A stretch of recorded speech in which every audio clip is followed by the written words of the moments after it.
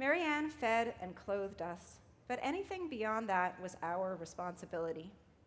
If we asked for more of her attention, she might give it, or she might fly into a rage and scold us, even knocking over furniture in her anger.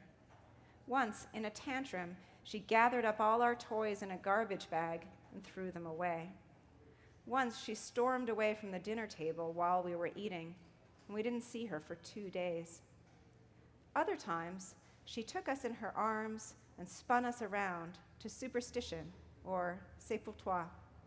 We never knew which Marianne to expect, so we learned to expect nothing, demand nothing. Robin's teachers praised her, cast her in plays, and sent notes home suggesting singing lessons because her voice was so lovely. I was the better student, often placing at the top of my class, but struck silent by shyness. And throughout elementary school, I don't think I ever once raised my hand. Sometimes my teacher would turn around and seem surprised I was even in the room, and when this happened, I wasn't upset, but gratified.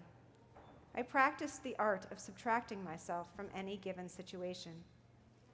To do what Robin did, to sing Greensleeves by herself at a school assembly, for example, when she was in grade 1, would have been impossible for me.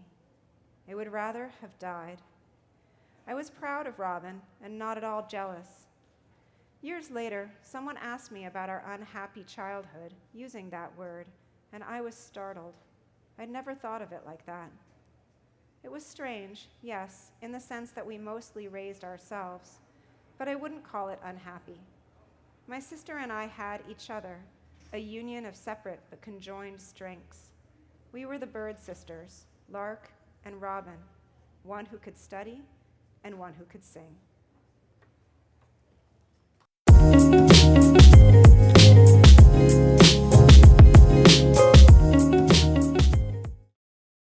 Alix, let's begin at the beginning. Would you mind introducing the audience to Marianne, Lark, and Robin? Yeah, so my book is about, it's really a love story between two sisters named Lark and Robin. They're half-sisters. They each have different fathers. They're raised by the same mother, Marianne. So the relationship among these three women is really central to the preoccupations of the book. And I would say that each of the three women in their own ways, very different ways, is a kind of rebel against expectation or against the paths that have been laid out for them. So Marianne grows up in a pretty strict Catholic family in Montreal and rebels against the idea that she's just going to sort of be an obedient girl and get married. And she's also, perhaps because of that, not the most conventional maternal figure, and that's part of the context in which Lark and Robin grow up. And Lark is very quiet, very introspective, someone who is more comfortable observing the world than participating in it, and she also really falls in love with film and her relationship to movies and television, reality television, and the whole experience of editing is part of her journey as an artist. And Robin has a similar journey that involves her relationship to playing the piano. So another thing that is kind of woven through the book is about the lives that women have as artists. Some of the things that draw them to the making of art, and some of the challenges or obstacles to their ambitions, some of the ways in which they might choose alternative ways of making art. That's another big theme that weaves through the book and through their relationships. Okay, fabulous. You mentioned they're each a rebel. Marianne, as the mother, she's a single mother who is, to put it most politely, non-conformist, right? Because she didn't really equip the girls to be well-adjusted. And so let's just say that if she tweeted her thoughts today on parenting, in this age of helicopter parenting, she would be mauled, right? She would not survive the storm. And society today would call that family dysfunctional.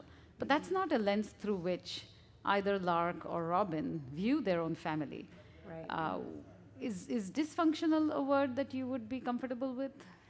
I guess I didn't really think about it that way. I certainly thought of them as being unconventional. I think all families are both functional and dysfunctional in their own ways, right? All families have ways in which they learn to interact with each other.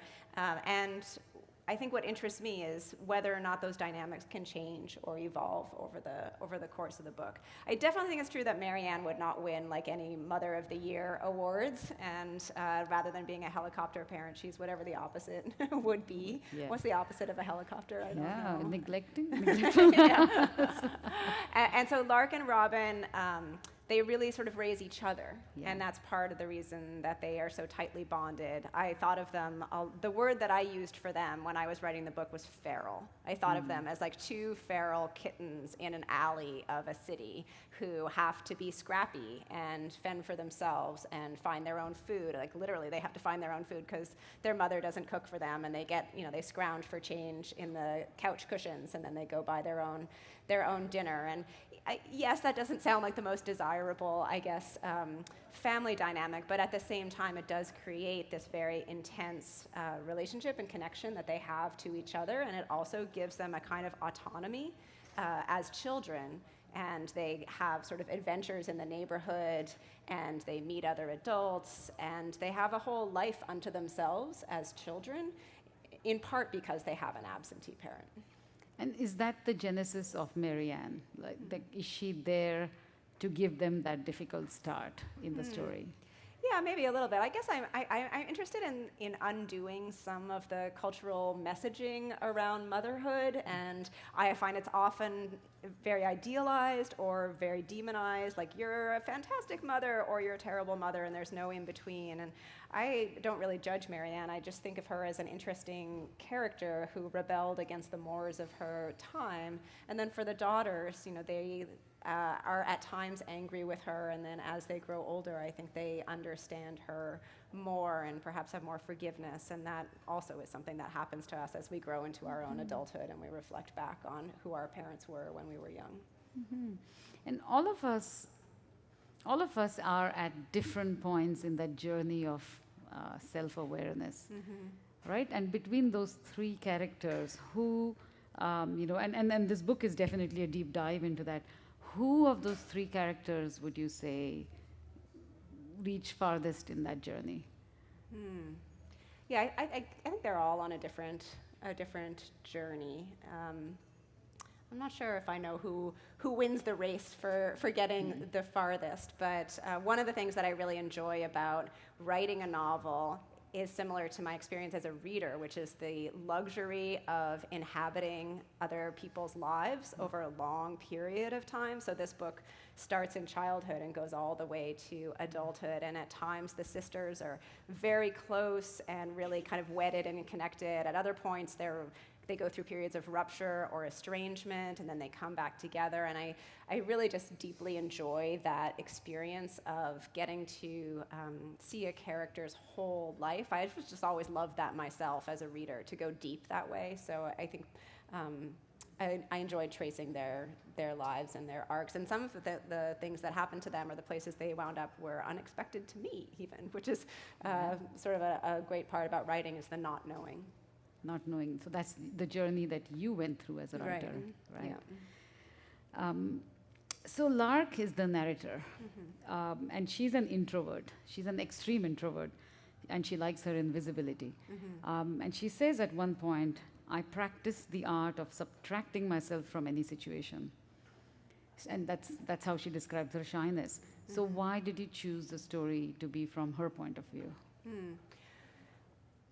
Well, Lark is definitely a listener and an observer, and I think a character like that is often a very good narrator because they're paying so much attention to other people, right? They're not the center of attention themselves. They're always eavesdropping or watching or witnessing. They tend to be drawn to those kinds of narrators. The people who pick up on everything in the world, they're really good at capturing it. So that was part of it. And then the other part is that I think she had a lot of room to grow, as you were suggesting, as a character, because she was also quite passive in her position as an observer. And over the course of her life, she had to learn to come out of her shell a little bit and make her own future, make her life for herself. Have you ever created a character like Lark before?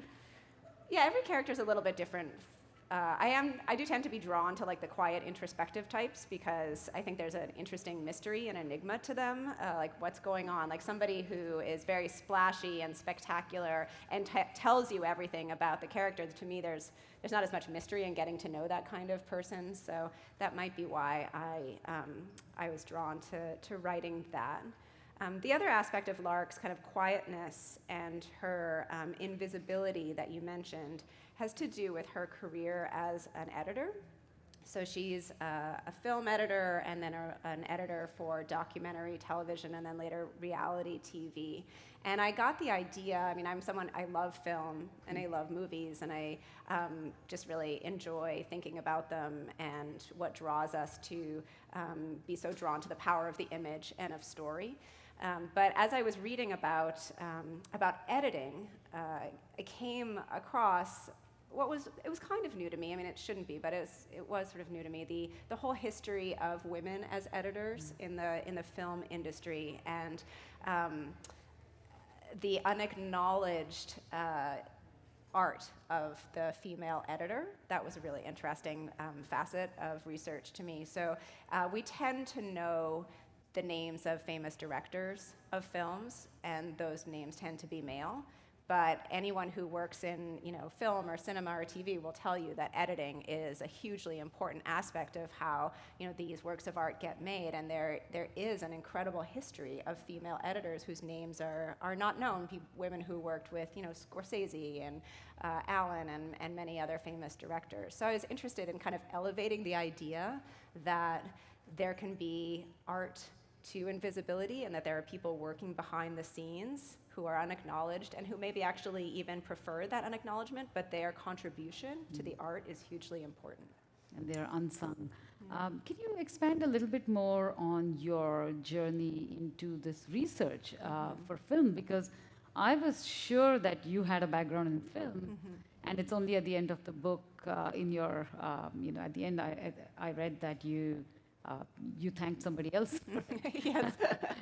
So can you talk to us a little bit about that research process? Yeah, absolutely. I don't have a huge background in film except to have had the good fortune of growing up with a parent who knew a lot about film. So my father was a professor at McGill, and he studied mostly literature, but also some film. So I grew up in a house where we watched like everything, and there was no concern for like whether it was age appropriate or not. He was like, here, you can watch, whatever it was, avant-garde stuff, even though you're 5. You might like it, I don't know. Nanook of the North, let's screen it, in the living room after Disney or whatever. So there was a real sort of generosity that he brought to the household in terms of that. So I grew up watching a lot of different kinds of things and really enjoying that. So I have a love for film, but definitely not a formal background in it. So I did, when I started researching this book, try to talk to people who knew more about it than I did, including a friend who's a documentary filmmaker who helped me understand a lot of the more technical aspects of it. And I completely stole a line from her, which is in the book, where Lark goes for, she's out of work because it's like the recession and there's no work for filmmakers and people have stopped going to movies in the theater. And so she's trying to get a job in reality TV, and she goes to the job interview and she says, well, I work in documentary film, it's the original reality TV. And the guy is like, don't say that. Yeah. And that was a true thing that happened to my friend when she also was out of work and trying to make this connection that these were similar forms. So I did the research by talking to her and to other people. And another place of inspiration for me was actually a book that Michael Ondaatje did. Do you guys know this book? He did a book with the famous editor Walter Murch, Conversations about editing. Walter Murch is a really, really famous editor, and he did the editing on The English Patient. And Ondaatje became very interested in editing and in the connections between storytelling in the literary form and storytelling in film. And so it's a beautiful book of conversations. And so I read that book and their discussions of common areas in literature and film. And then I went on to read this little book that Walter Murch wrote about editing called In the Blink of an Eye. And it's just a beautiful book, even if you're not interested in becoming an editor. It's very philosophical. It's about how we make sense of the world. And there's an epigraph in Dual Citizens about how editing is the discovery of a path. Right? It's a discovery of moving towards knowledge, towards making sense of the world. He talks a lot about whether editing is cutting two separate things or bringing two separate things together, right? Is it cutting or is it joining? And I loved that idea, and I thought it was so resonant to a family also, like these two sisters who are at times, cut apart and at other times joined together. So to me, this whole notion of editing, like when I started to do the research, I felt like, oh, this has so many kind of echoes across different emotional and thematic planes that I'm interested in exploring. Fascinating. Can you tell me about tell us all actually, I feel like you're talking to me, but no, about this title, why Dual Citizens, and are you one? Yes, I am a dual citizen of the US and Canada. So I grew up in Montreal, but my mother is American. And the sisters in the book, they both, as it happens, they have the same Canadian mother and they have two different American fathers. So on the literal level, they are dual citizens, and the book begins in Montreal and then moves to the US and goes back to Canada. So it had kind of literal or logistical meanings, but then my hope was, as I got deeper into the idea, that there would be other implications or ways of thinking about dual citizens as well. So two sisters are kind of dual citizens of a family. The idea of borders and boundaries and belonging, and what are your responsibility to the community that you grow up in, to the people that you grow up with. I thought, well, this is, when we think about citizenship and what does it mean to be a citizen of a place, what rights do you have, what responsibilities do you have? Well, that's personal and political and artistic. It's sort of everything. Right? That's true. I did get a sense that these were Canadians in the beginning who went to the US as foreigners. And then towards the end, however, that sense of belonging that you talk about, whether Lark feels it in Briarneck, and then she feels Montreal is different, but then for Robin it's Montreal. And that sense of belonging is something that all of us in Canada grapple with in so many ways, because we're so many of us from somewhere else, right. in many ways. So is that something that you can expand on, that belongingness? Yeah. I think I'm really interested in the idea of belonging. My parents were both immigrants to Canada, and I grew up feeling both Canadian and not, right? Like we didn't have a single other relative like in the country of Canada, so we were this little unit of it was like just us. We were the only Ohlins in this whole vast country. And anytime we, talked about family, we weren't close to any of our family geographically and didn't see them very, very often. So I think it did create this feeling that we were sort of a country unto ourselves with our own very specific culture and language. We're also a very nerdy family, and just speaking our own language almost, our own argot. So I think some of that is reflected in this book, this feeling that the only thing that makes sense to them and to Lark as a narrator, the only place that she really feels a citizen of is the connection with her sister, more than any geographical location. So you had the personal experience of having to work to feel a sense of belonging. Yeah. And I think that's what Lark does too, right? She really tries to belong. Right.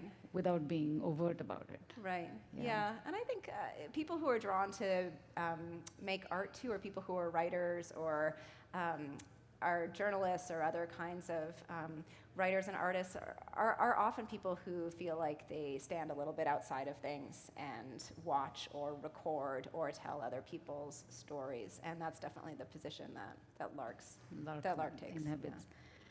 There's a lot about wolves. About in the wolves, book. yes. Yeah.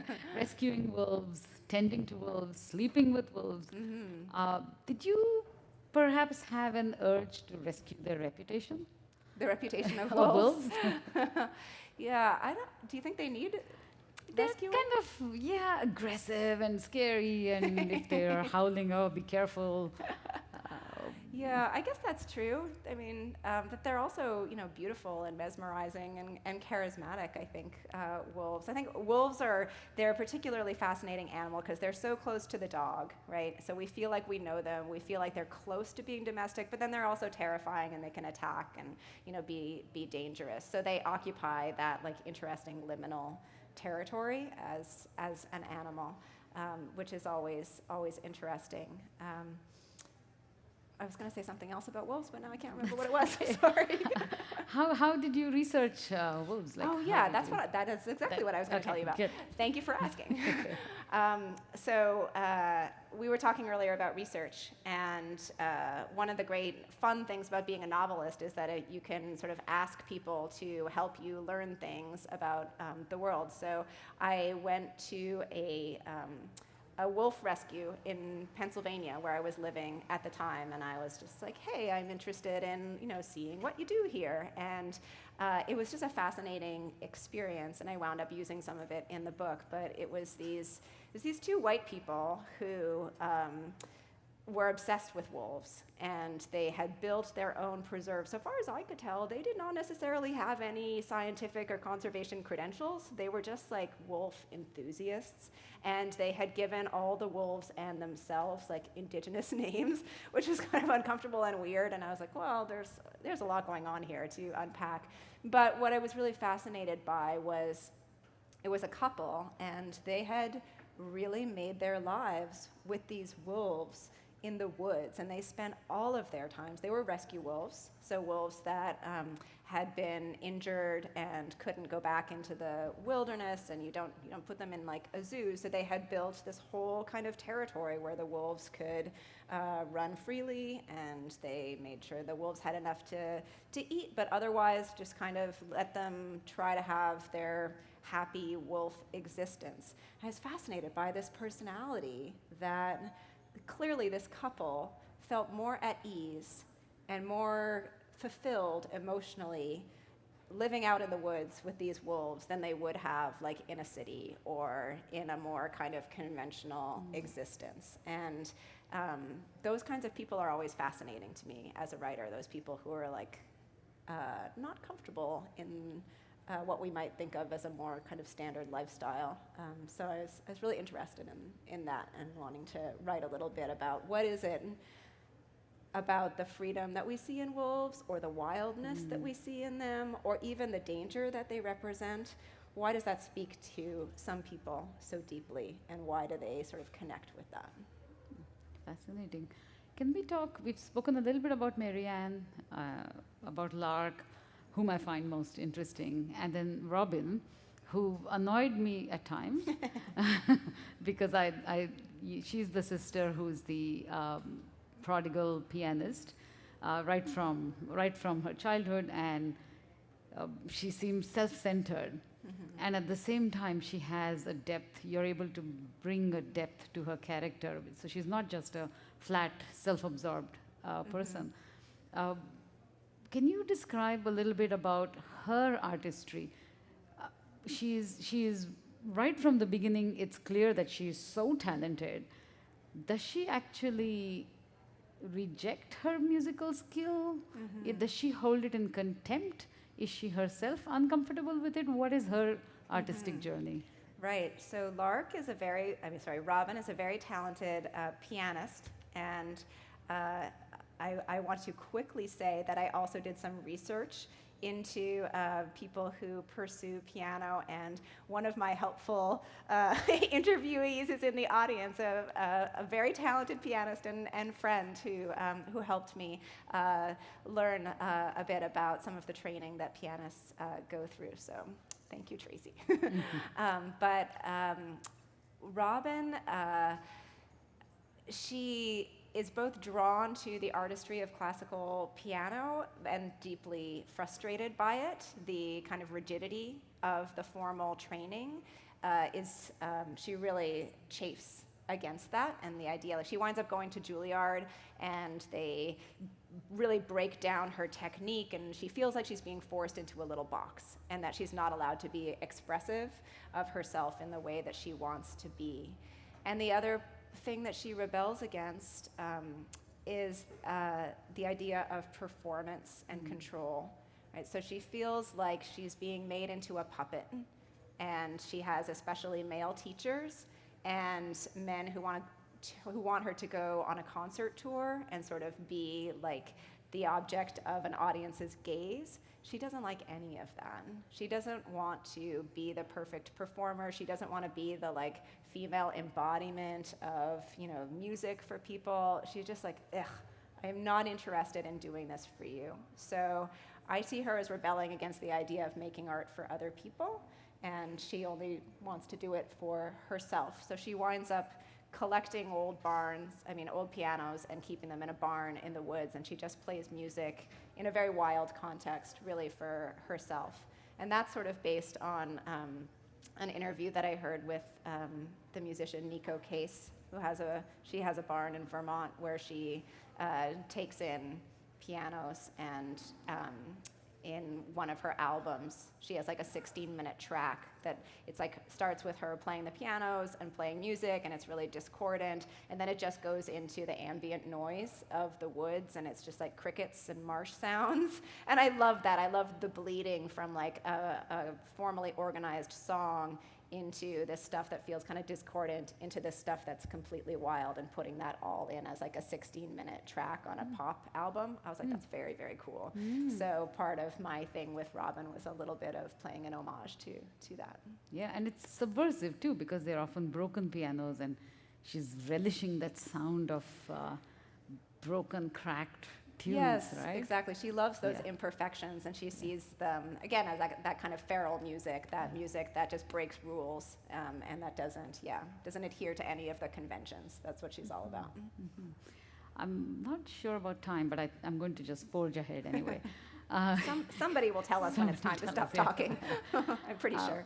Can you tell us about why you chose two people with mysterious pasts from Russia in this novel? I don't know the answer to that. It's true. There are two Russians, and I'm not sure why that happened. I didn't intend to do it, except now that I'm thinking about it, there's the first Russian is a film professor that Lark has in college, and she's not in terms of her personhood, but in terms of the work that she studies. She studies nostalgia is her professional topic, and she is based on an actual scholar whose work I had read and loved, a woman named Svetlana Boym, who wrote this amazing book about immigration and melancholy. It's called The Future of Nostalgia. So I was writing a little bit about that, and then I wound up putting this other Russian in, and I thought, well, this is a book that's all about dualities and pairs and things that echo, so maybe it just makes sense to have two of everything. I don't know. That's a really good thinking, yeah. And there's tons of trivia in the book.